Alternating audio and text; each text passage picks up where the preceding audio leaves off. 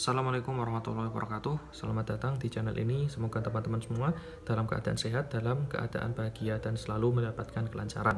Ada pertanyaan yang datang kepada saya. Terkait hukum. Apa hak seorang istri yang dicerai atau ditalak oleh suaminya di pengadilan agama?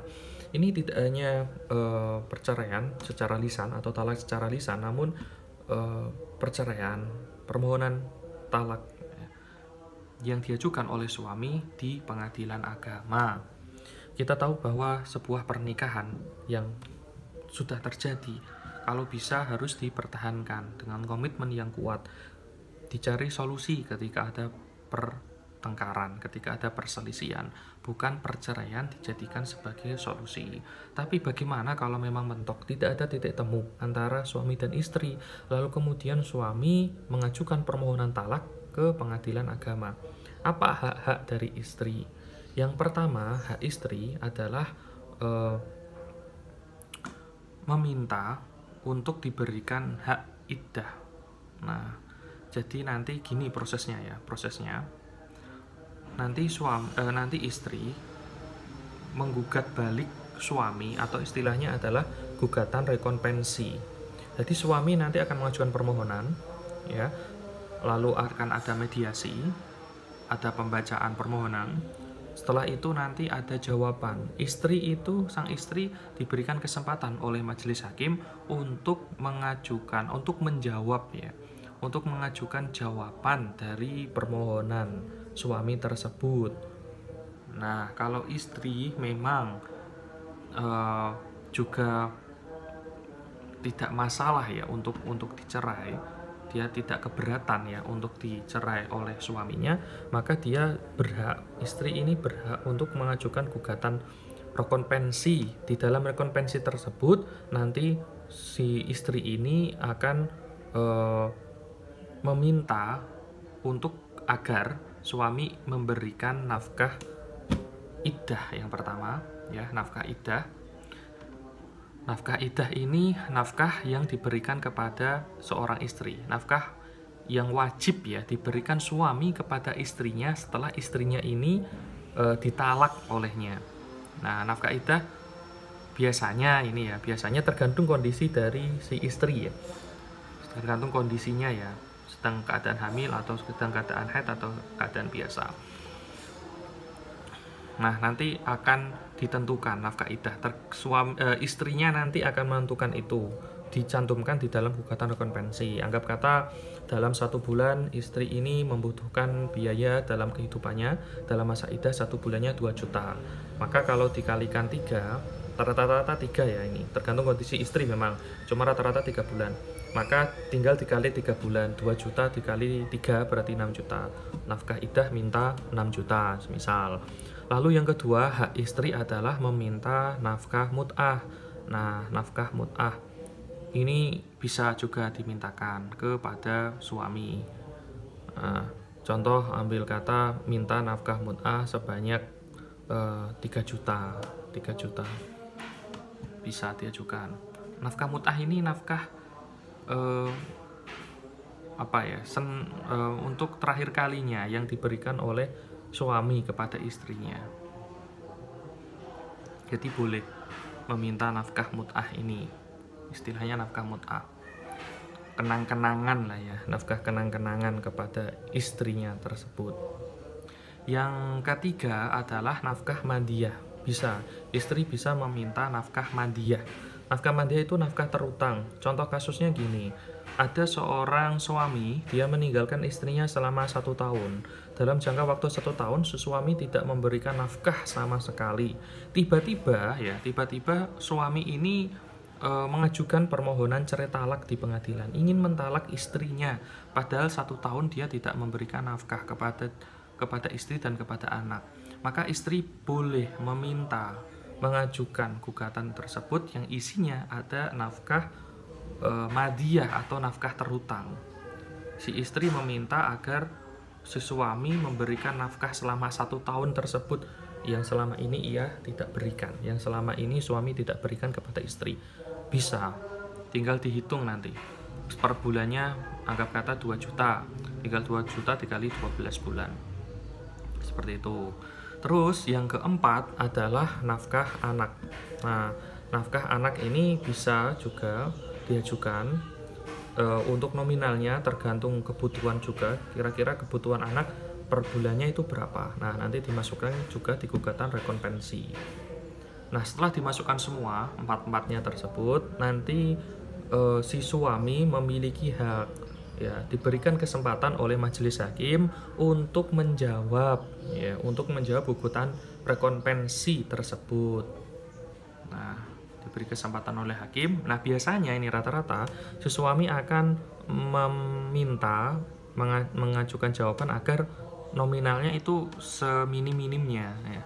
Seminim-minimnya, misal minta idah tadi per bulannya 2 juta, maka ya biasanya suami akan meminta agar dikurangi menjadi 1 juta atau 1.500.000. Nah, sama juga kayak nafkah idah juga, misal istri minta 3 juta, maka suami bisa jadi meminta lebih sedikit, minta 1 juta atau nanti 2 juta saja gitu. Nanti selanjutnya majelis hakim yang akan menentukan, ya. Intinya nanti majelis hakim yang memutuskan di dalam putusan. Ketika nanti, ya, permohonan cerai talak dikabulkan oleh hakim, hakim mengabulkan maksudnya suami ini bisa mentalak istrinya gitu, ya. Permohonan cerai talak suami ini dikabulkan oleh majelis hakim, maka nanti majelis hakim juga akan menentukan nominal yang wajib, ya. Nominal yang wajib diberikan oleh suami kepada istri, mulai dari nafkah idah, nafkah mut'ah, nafkah madiyah, dan nafkah anak. Kalau nafkah madiyah nanti tergantung kronologinya, ya. Nah, setelah itu, setelah putusan, maka akan diberitahukan jadwal sidang ikrar talak. Biasanya menunggu, nanti suami akan menunggu jadwal tersebut antara 1 bulan sampai 1,5 bulan. Diberi jangka waktu tersebut biar apa? Biar suami bisa mempersiapkan uang, mempersiapkan nafkah tersebut.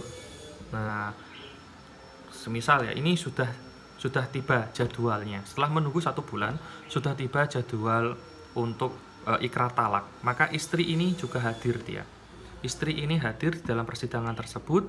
Nah, sebelum suami mengucapkan ikrar talak kepada istri, majelis hakim akan memerintah suami tersebut untuk langsung memberikan nafkah, ya. Memberikan nafkah mudah, nafkah idah, nafkah anak, nafkah madiyah kepada istri di depan hakim.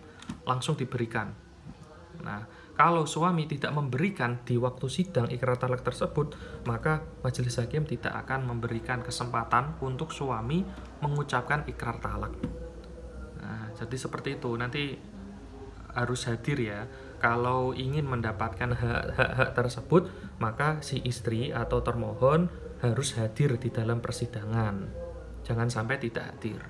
Seperti itu. Jadi ketika nanti suami sudah memberikan hak-hak istri tersebut, sudah diberikan, barulah si suami diberikan kesempatan oleh hakim untuk mengucapkan ikrar talak. Setelah diucapkan ikrar talak, maka sudah resmi bercerai. Tapi jangan lupa bahwasanya untuk yang nafkah anak itu tidak hanya 1 kali diberikan, tapi si suami juga berkewajiban untuk memberikan nafkah tersebut setiap bulannya kepada si anak.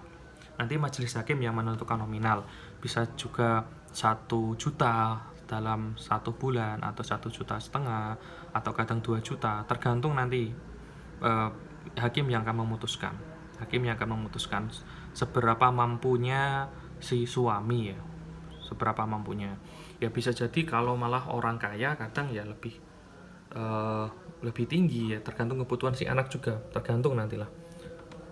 Jadi bagi teman-teman semua, ini khusus, ya, semisal ada yang menyimak ini dan saudara adalah seorang istri yang akan diajukan permohonan, ya, cerai talak di pengadilan agama oleh suami, maka bisa untuk mengajukan gugatan mengajukan gugatan rekonvensi yang isinya nafkah iddah, nafkah mut'ah, nafkah mandiyah, dan nafkah anak. Untuk nominalnya, sebutkan sejujur-jujurnya kira-kira seberapa kebutuhan saudara dan kebutuhan anak. Biar nanti hakim juga bisa memutuskan dengan nominal yang layak dan yang patut. Dan yang perlu diingat adalah datanglah ketika ada gugatan tersebut, ada permohonan tersebut. Datanglah setiap kali ada sidang. Kalau saudara atau teman-teman kebingungan untuk cara membuat rekonvensi tersebut, gugatan rekonvensi atau dalam persidangan, maka teman-teman yang digugat ini, yang di istri-istri ini bisa meminta bantuan kepada seorang pengacara, tentunya pengacara yang sudah berlisensi, yang memiliki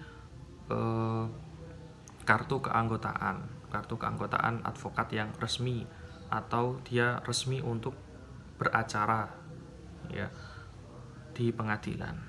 Mungkin itu yang dapat saya jelaskan. Semoga informasi ini bermanfaat, tapi kalau bisa jangan sampai bercerai. Carilah kedamaian. Jadikanlah carilah solusi ya. Carilah solusi agar tidak bercerai. Jangan jadikan perceraian sebagai solusi. Akhir kata, assalamualaikum warahmatullahi wabarakatuh.